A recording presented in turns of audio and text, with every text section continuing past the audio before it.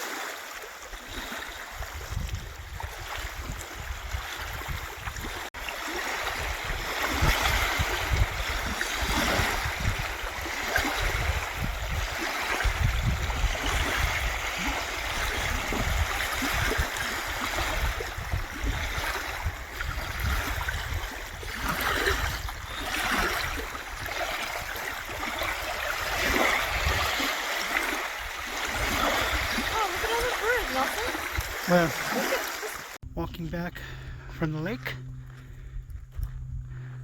Look at all these rocks.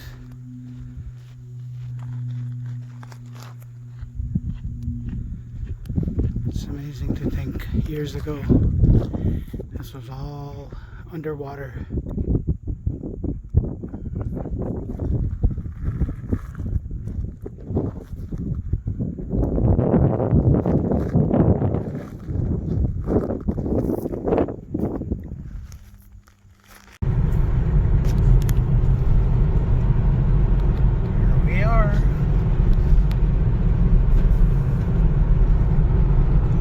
Ghost town. This is my ghost town. Look at that plane. It's like completely like that. Okay, get ready. No, the Texaco side. Welcome to my ghost town.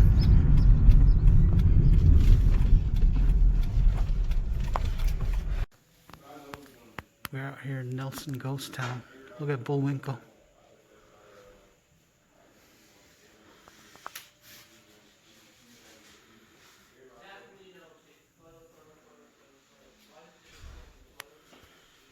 Cool stuff. A choice? Which one would you pick from the whole lot? Take a look.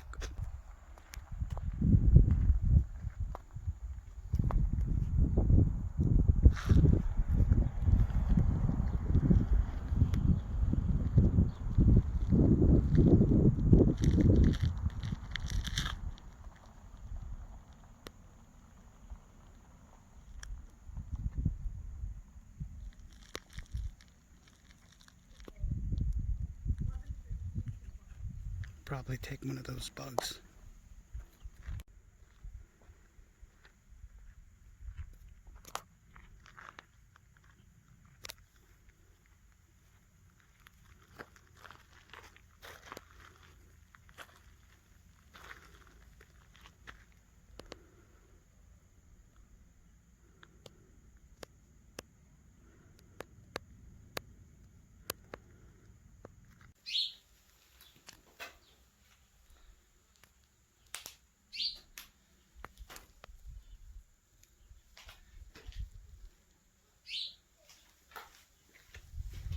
Inside the chapel.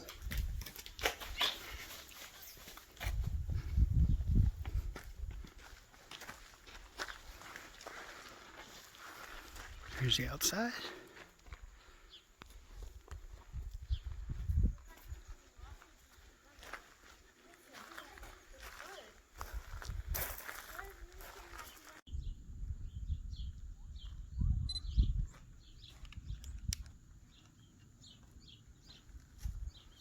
Old school service station. Little chapel over there. Don't know what this is. And there's more across the street there. Waiting for a 12 o'clock tour. See you soon.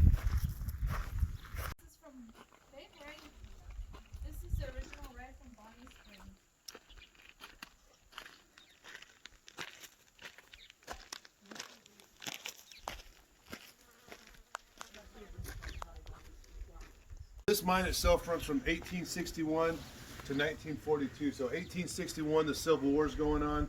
They need money to help fund the war. 1942, World War II is going on. They don't need gold and silver. They need copper, iron, aluminum products. So the government shuts down gold and silver mines, hoping these guys go off and mine the stuff they actually need for the war itself. This thing shuts down in 1942 and never opens back up from that point on. Now, if you guys look up in the side of the mountain up here, you guys can see that big black hole up in the side of the mountain up there. That is the main shaft, and that goes 600 feet straight down, and there's 3 miles of tunnels in that mountain right there. What we're going to do today is we're going to kind of zigzag up that mountain and take a zip line 500 foot down into there. Yeah. All right. Yeah. We're actually going in at the 200 foot level, so the 200 foot level is behind those big white hills right there, those tailing piles. That's the big hole is considered. What these folks are looking for is this white rock. So what this white rock is quartz. Wherever there's quartz, there's a chance of gold, silver, copper, iron being in this rock. So a gentleman by the name of John Moss, he's a prospector, asking the Native American Indians that have been wandering this land for thousands of years, have you seen this white rock? They kept saying Tachatacup. So what Tachatacup means in Paiute is feed me. So he gives them food and flour. In exchange, they tell him this white rock is right here in the mountain. Now, when you guys are watching, Discovery Channel, it seems like these guys are just pouring rocks through some kind of screens and gold and silver just falls out pretty much. That's called placer gold. So that's your actual nuggets, flakes, specks of gold. We don't have placer gold, we have a microscopic fine gold. So this rock has to get crushed all the way down into powder as fine as flour. So what they're going to do is blast it out of the mountain. It's coming out in pieces like this and even bigger. And they're going to put it into a stamp mill or a rock crusher. In this case, it's going to be a stamp mill down here on the river. These right here, these are from the stamp mill. These are called shoes. And these are actually getting picked up and dropped on top of this rock. And these are going to bust this rock up into gravel-sized pieces.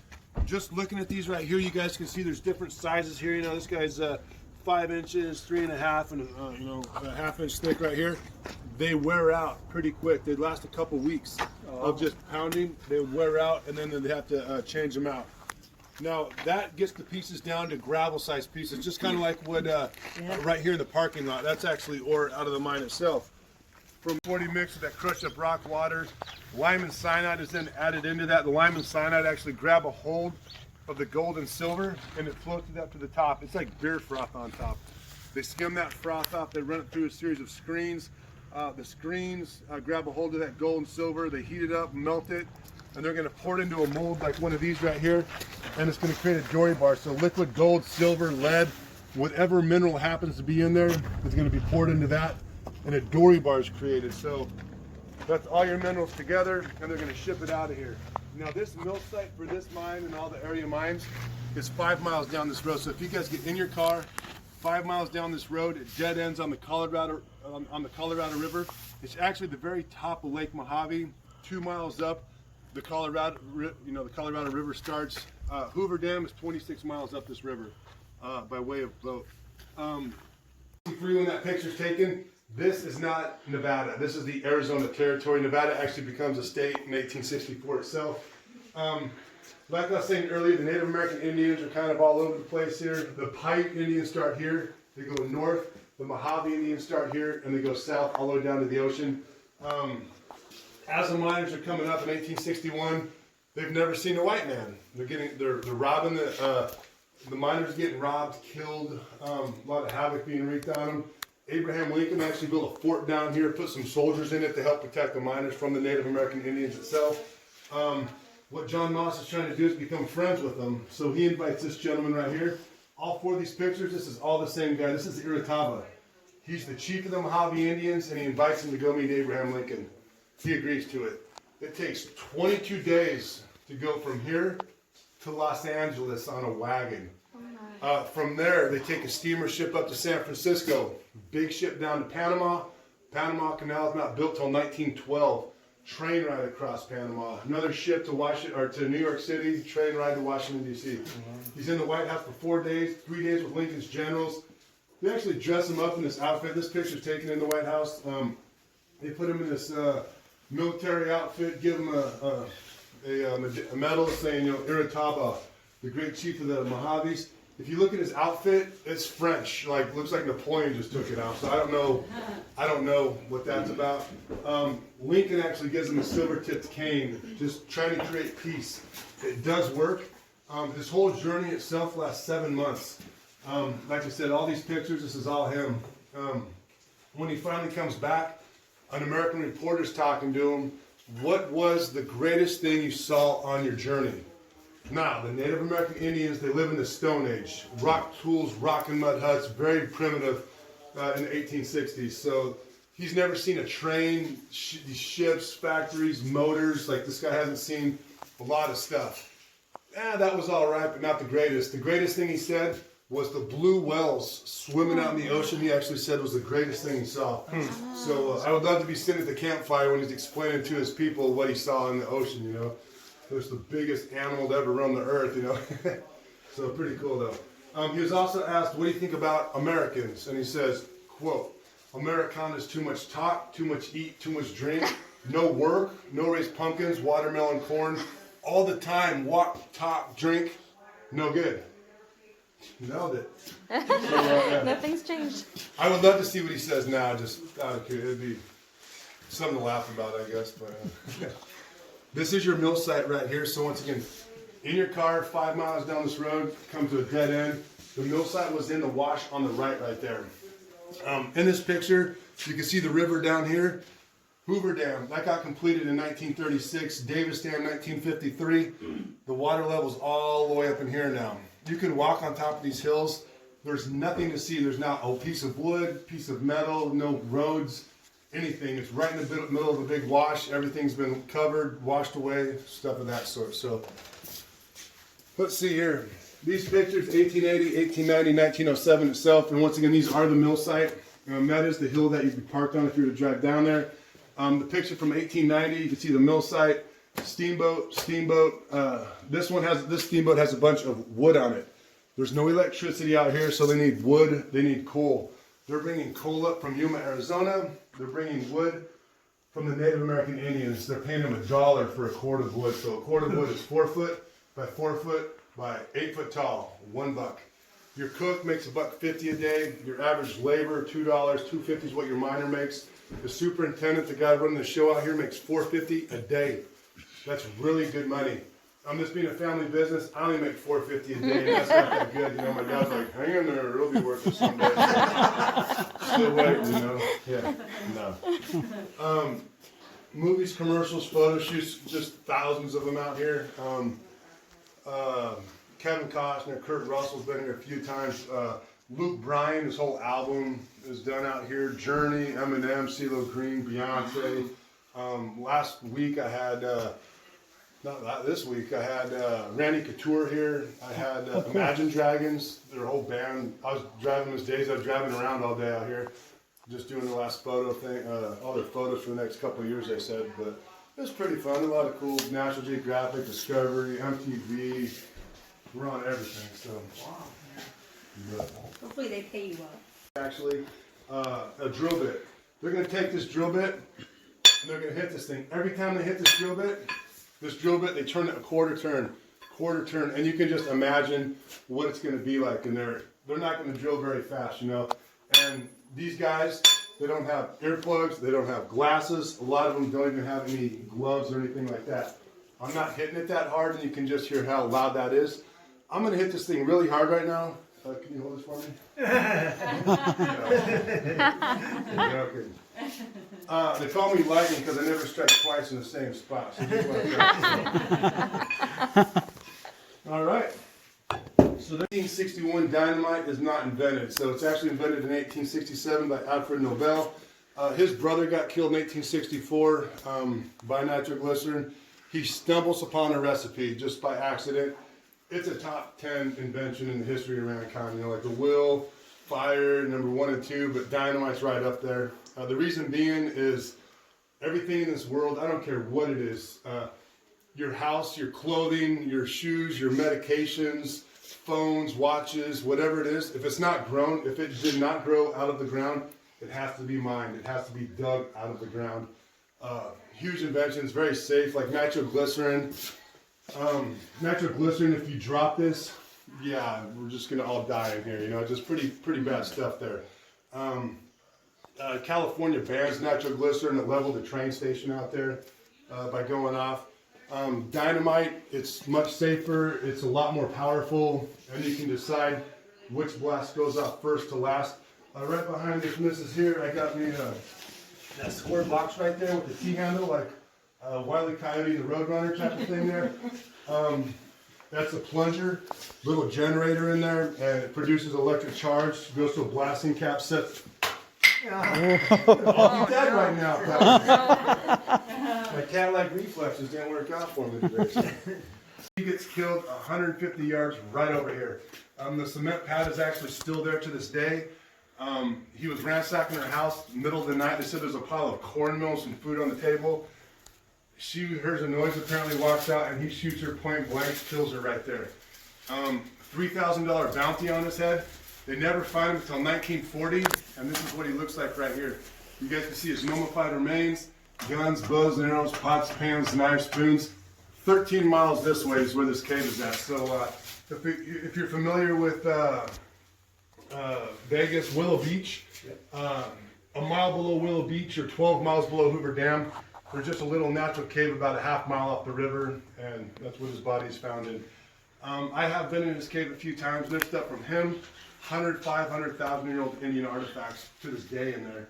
But no, Park Service doesn't even know where his cave is at, so that's kind of good. So, all right. So this picture right here is taken in 1900, and this is the train depot in Las Vegas. So the train depot was right where the Union Plaza station is, kind of the Plaza Hotel on the Fremont Street Experience, that far northwest corner.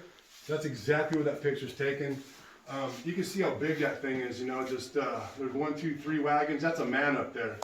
So, pretty big old wagon there. And like I was telling you earlier, 144 people live here, 30 people in Vegas when that picture's taken right there. So, here's a map of the tunnels across the street. So, that big hole I showed you guys up there, that's this black dot right there.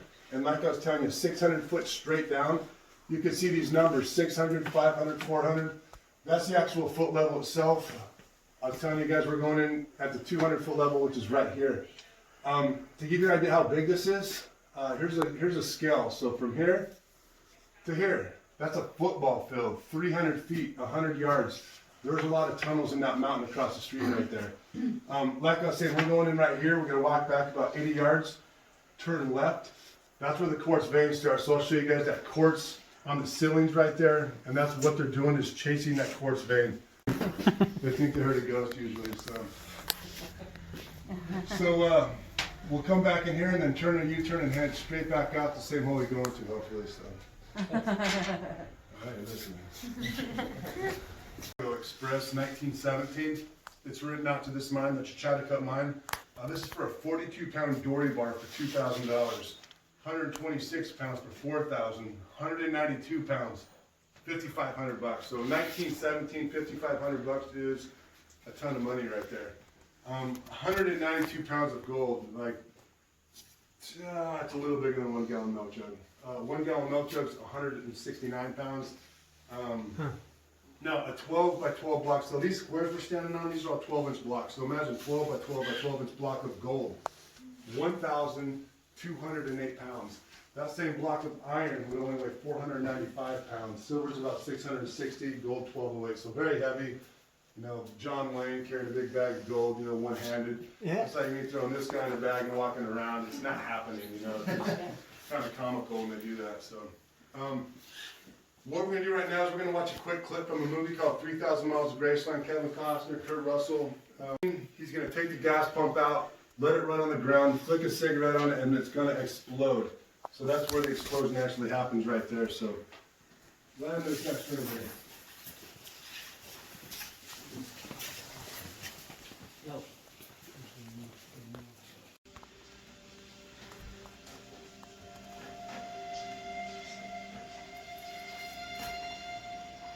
What the rattlesnakes look like out here in the summertime. So the plane's right on top of those poles.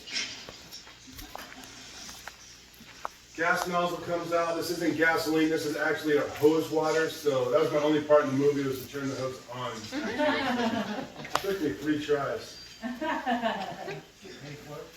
No, it took me 3 tries, they were mad. Yeah. I should have been on the start. I don't want to do that. Okay. She does like that.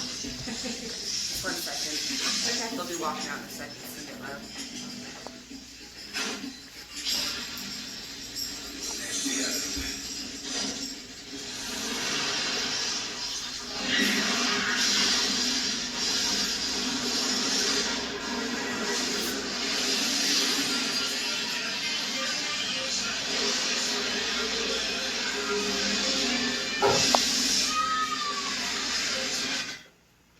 All of us are right here in this building, so that is a monster explosion. There's no green screen or anything like that. It's gasoline, dynamite.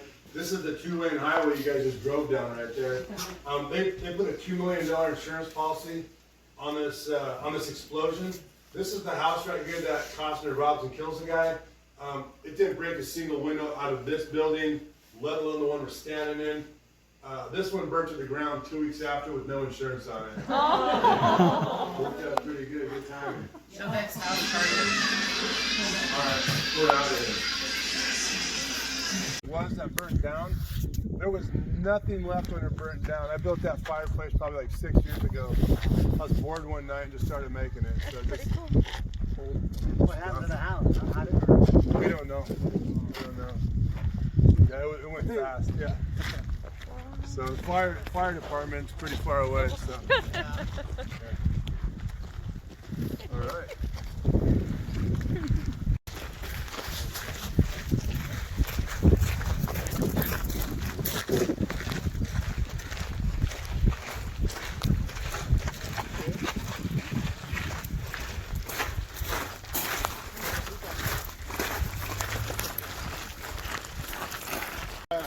actually, me and my dad have made all these things too. If it looks weird, me and my dad built it. Wow. Like I said, it's pretty lonely at night out here. So.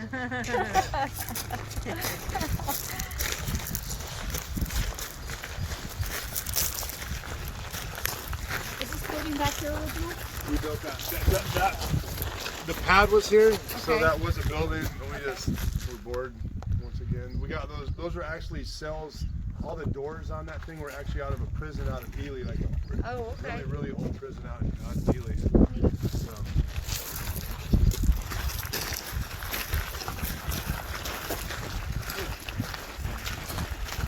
Three weddings a week here. Really? 4 weddings.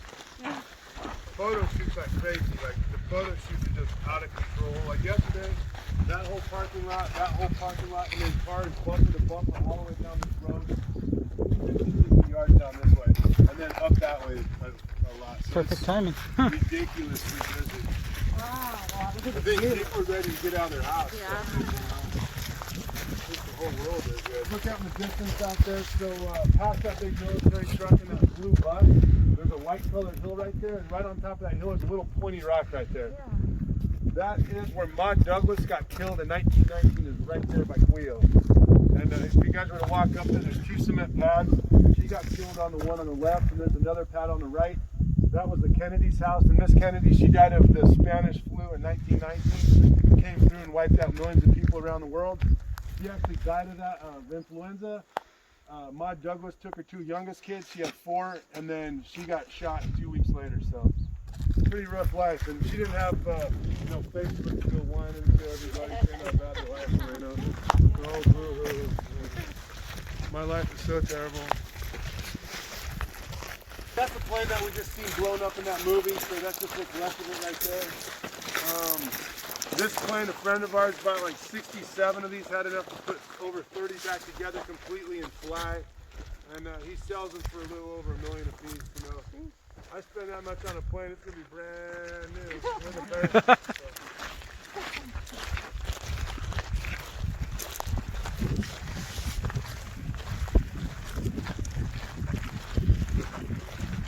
What is it? What kind of plane is it? T-28 Trojan. So that's from the Korean War, 1950s is what that plane's from. And then this one is from the 70s. Mohawk. Late 60s.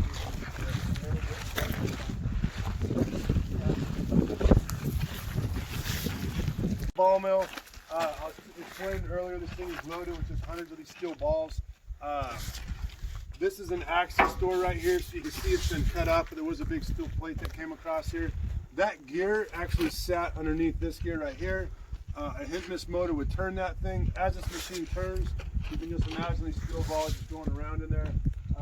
The rock itself is introduced into this hopper, fed into the machine. Steel balls crush that stuff up. It falls out this side. Look how fine it is. Wow. That's just poof there. That stuff is put into those big tanks. The lime and cyanide is then added into it. The gold and silver is pulled out. The rest is dumped right here. And that's what all this white powder is your tailing pile. So this has had the lime and cyanide in it, gold and silver pulled out. You don't want to breathe too much of this. There's a lot of cyanide in there. So. Oh no. Cyanide has about a 7-year shelf life on it. You put cyanide on the ground, Mother Nature will neutralize it after about 7 years. So good deal with the EPA. It's always good to test yourself. Now over time, what happens is these steel balls they do wear out. So these steel balls they wear out pretty quick actually. A fraction of a percent of mines actually even break even, let alone make money. They don't have enough money to keep buying these guys, so nuts, bolts, they're going to put any type of metal they have in there is being thrown into this machine to bust up that rock. You know, this is old ore cart track and railroad track actually. So, all right. Then he wrote one of his quotes saying, all a gold mine is a hole going into the mountain with a liar standing on the outside. So he wasn't very convinced. So. He also said, don't let the truth get in the way of a good story. So half of what I say is probably true.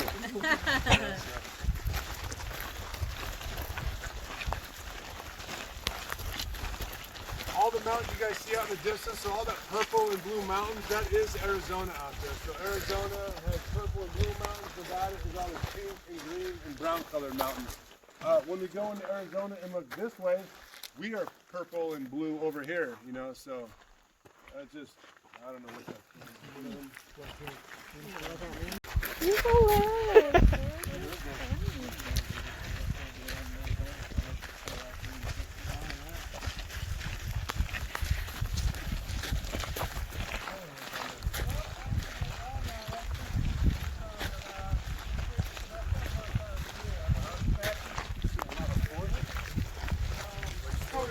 Like it was just a deer drive.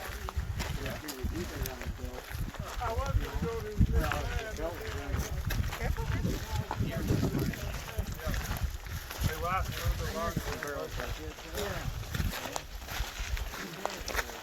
There's a red-tailed hawk. We usually have vultures in the summertime looking for all the dead carcasses all over the ground out here. But all right, this right here, that is Charlie Nelson's house. So once again, Charlie Nelson got killed in 1897 by a Bodie.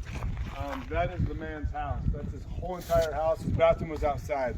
That's how big my bathroom is. So be thankful for what we got, because 120 years ago, that was pretty sweet right there. Yeah.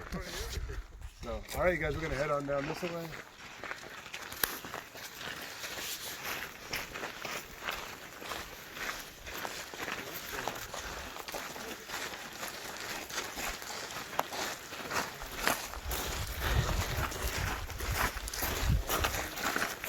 That was his toilet right there, so. Oh!